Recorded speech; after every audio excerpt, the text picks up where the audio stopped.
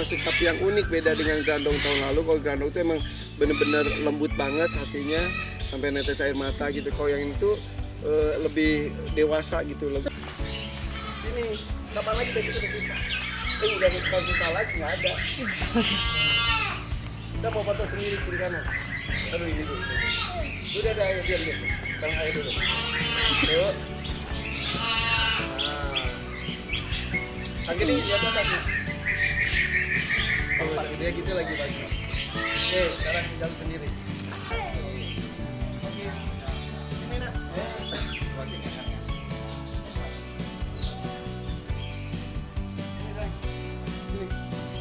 Sini.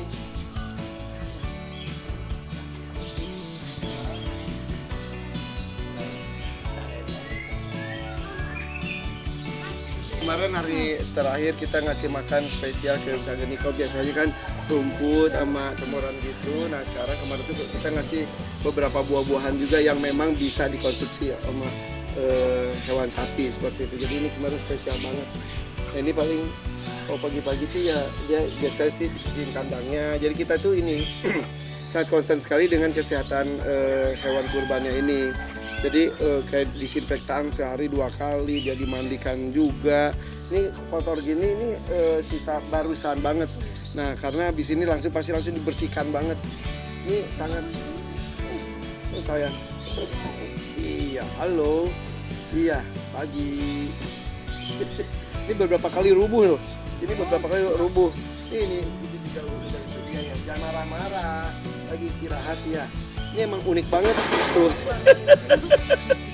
Dia unik banget ya tuh dia kalau bangun dan buang kotoran nih, jadi sampai kebiasaannya aja kita udah tahu karena interaksi terus. Dan pawangnya dia Elwit tuh bisa sampai begadang habis sholat subuh baru dia tidur, jam 8 udah bangun lagi untuk ngebersihin dan lain sebagainya. Jadi alhamdulillah ini tahun ini kita mendapatkan kesempatan untuk bisa berkurban kembali hewan terbaiknya. Terbaik itu bukan berarti terbaik harus menjadi yang terbesar, terviral, enggak. Kalau viral, dan itu benar-benar saya hindarkan sekali pemikiran seperti itu karena takut mengganggu keikhlasan saya. Saya nggak mau karena kehebohan itu jadi nggak ikhlas, jadi ria. Jadi jujur, kenapa saya posting itu supaya menginspirasi banyak orang. Ayo kita berkurban, ayo kita memahlukkan hewan kurban kita. Maksudnya tidak hanya sebatas datang, lihat, sembelih gitu, tapi sayangi, obrol, itu kasih fasilitas yang bagus juga seperti itu. Dan alhamdulillah banyak orang terinspirasi untuk melakukan hal yang sama, berkurban dengan hewan yang besar, terus di fasilitasnya juga dibaguskan seperti itu. Dan salah satu yang gue hindarkan adalah baca komentar orang-orang, omongan orang udah gitu, karena takut mengganggu. Karena aku juga nanya ke Mama Dede, ke Ustadz saat ini gimana? Oh itu gimana niatnya, kata Dede. Dan niatnya saya juga untuk ibadah itu harus dijaga sekali keteguhan hatinya gitu.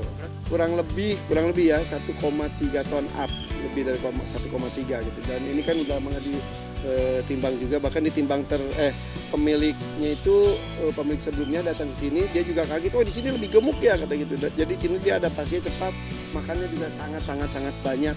Alhamdulillah. Jadi itu kan jodoh-jodohan, hati yang menggerakkan. Jadi keikhlasan dari penjualnya, keikhlasan dari pembelinya, keikhlasan dari si sapinya juga. Jadi nggak bisa dipaksakan karena ini tuh bukan transaksi jual beli biasa, karena ini tuh ada hubungannya dengan ibadah gitu. Jadi harus kebesaran hati dari semuanya. Dan biasanya rata-rata adalah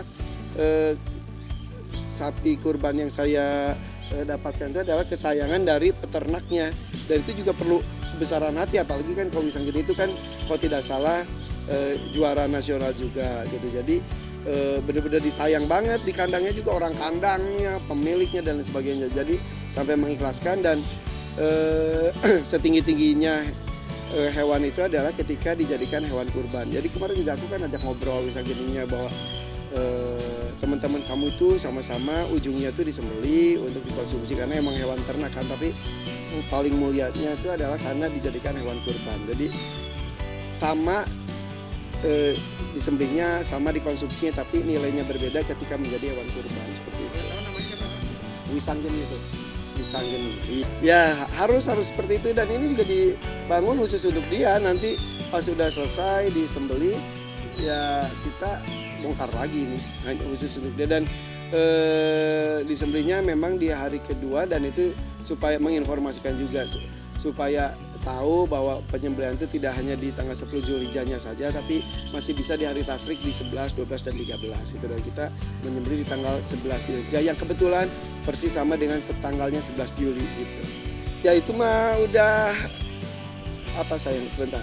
Yaitu jangan pernah berpikir mengenai rupiah, jangan mengenai angka ketika kita ada hubungannya dengan ibadah, ketika ada hubungannya dengan cinta dan keikhlasan. Kalau kita masih memikirkan nilainya dalam bentuk angka, berarti belum ada nilai yang lebih dalam hal itu. Jadi ini tak ternilai lah gitu. Alhamdulillah, jadi kan ya alhamdulillah kok terinspirasi seperti itu. Alhamdulillah, jadi itu kalau yang namanya kurban, misal aduh saya mencari ada dananya, dan tapi kalau tidak bertemu dengan sapi yang besar ya yang nggak bisa, ini jodoh-jodohan aja. Jadi saya tuh sampai sujud syukur ketika mendapatkan wisang gini, karena di zaman sekarang itu di momen seperti ini tuh hewan kurban apalagi yang ukuran jumbo itu banyak yang sudah habis dan juga yang terkena PMK. Jadi banyak yang sudah nggak ada dan bisa dapetin yang terbaik seperti ini ada sebuah kebahagiaan tersendiri buat saya gitu.